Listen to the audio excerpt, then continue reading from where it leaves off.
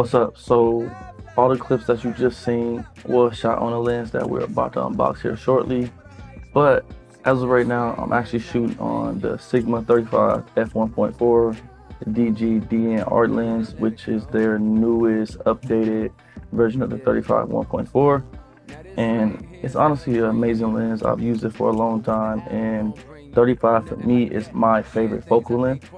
But something happened recently. I got my hands on a G Master lens, and I got to actually see what a native Sony lens looks like on a Sony camera. Right now, we're also shooting on the FX3.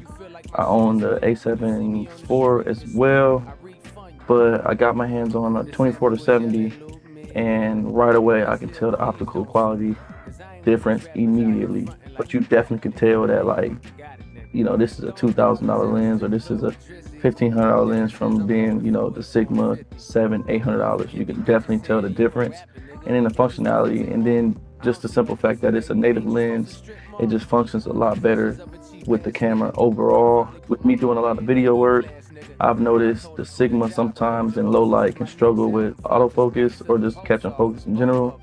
When I had the G Master on, it barely had any trouble, keeping up with the focus. So that's something that was important for me.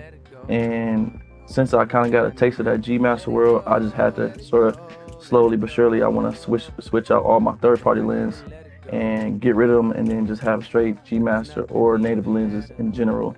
Right here we have Sony 35mm f1.4 G Master. Now, personally, I've wanted this lens in general a very, very long time, but this lens is also, I believe, $1,300. So I was never up to spending this much money. But like I said, when I seen the quality in the G Master lenses, it only made sense to get this lens first when I was swapping them out. The third-party lenses typically have a little bit more of a crop to it, so like this 35 is a little bit more punched in than the G Master will look. So I'm kind of eager to see how that looks, because they say that 35mm is a wide angle lens, but I think that's why it's a much versatile lens to me as far as focal length. I feel like you can get close to your subject and get some nice portraits or some nice close-up shots. And I think this lens is actually a micro lens, or has very close focus distance. I'm not for sure. Inside the box, this is the box, very simple. We have the manual, which this is definitely packaged a little different than the other G Master that I have. The box, here's the lens, comes in the packaging, check that out. And it has this very sturdy, nice zip-up carry bag, which those lower-end, cheaper Sony lenses won't have a bag like this. Right here we have the lens hood, the strap for the bag. And immediately I can tell you that this is lighter than the Sigma. Now, the DGDN Sigma 35 is a lot lighter than the old 35, but it still has a little bit of weight to it because it's just a metal lens. So naturally, it's just going to always be heavy, and most of Sigma lenses are extremely heavy. Even though they try to give it a smaller footprint, it does not matter.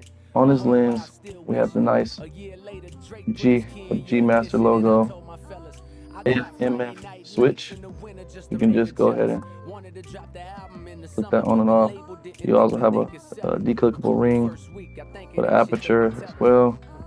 And then the only thing I can tell about this lens that the newer G Masters or the Mark IIs have is the tight and smooth setting. So on the 24 to 70, there's like a tight or smooth setting that you can kind of make the aperture ring just be tighter when you're trying to twist it, or make it super smooth. And I think that would be great to have when you have this aperture ring in general. It's something extra, but this is an older lens. With that being said, I don't think they had integrated in yet. And honestly, I don't know if they're going to come out with a Mark II anytime soon. I wouldn't be surprised with them dropping a lot of the Mark IIs last year and this year. So hopefully they don't drop it, considering I just bought this lens at the original price. The focus ring feels super smooth. The aperture ring, like I said, you can lock it and unlock it. Hear that? Just no clicks. Sounds super smooth. If you like the click, You can go ahead and turn that on or off. And pretty much that's all that's to this lens.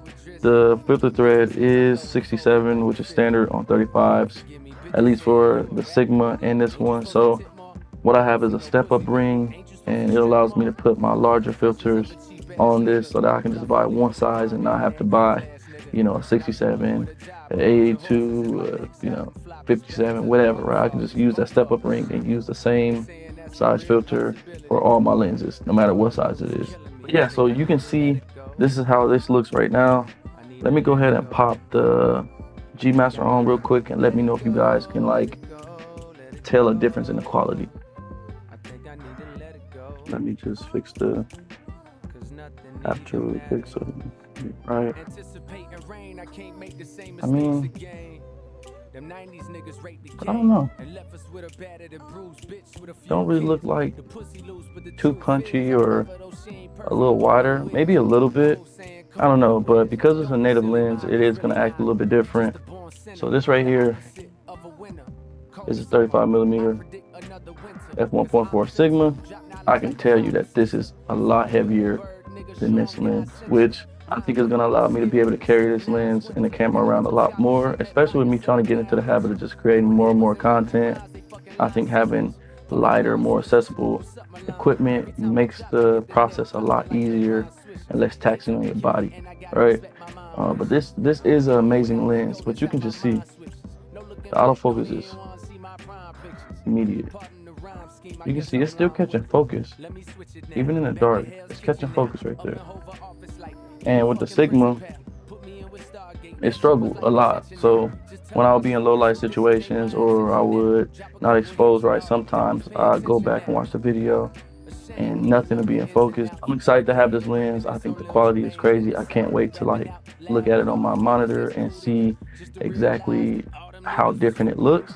Now to the naked eye, it probably won't look too much different, but when you're editing and you're zooming in and things like that, you can definitely tell that there's a difference in the sharpness in the corners and just overall image in general.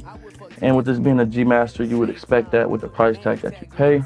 I'm not really a fan of this lens hood. I don't really like the way it looks. It reminds me of like the 51.8 lens. It just looks very, so you go from pretty much, you go from this, right, looks way better aesthetically, and you have this. I don't know, it just kind of throws me off a little bit. I don't like it that much, but I really don't use it, so it's not that big of a deal. But if you are a lens hood person, that might kind of irritate you a little bit.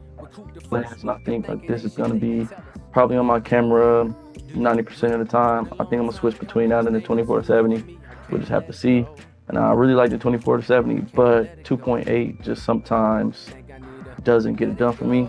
So I really like those blurry backgrounds and things like that. So 2.8, although you can get closer, and I do have the option to go to 50 and 70 millimeters. I don't know, it's just not as creamy as that 1.4, that 1.8. So having this lens is gonna allow me to get the quality and the picture that I want and that I like. Right now, if I'm looking for versatility, of course I'm gonna pull out the 24-70, but just for everyday shooting, I think this can cover pretty much everything you would need. You just gotta kind of adjust as you go, right? If you want closer shots, get closer. If you want wider shots, step back.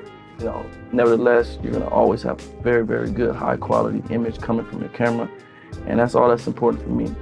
So yeah, that's basically gonna sum up the video. If you guys did enjoy this video, make sure you leave a like, comment, and subscribe to the page.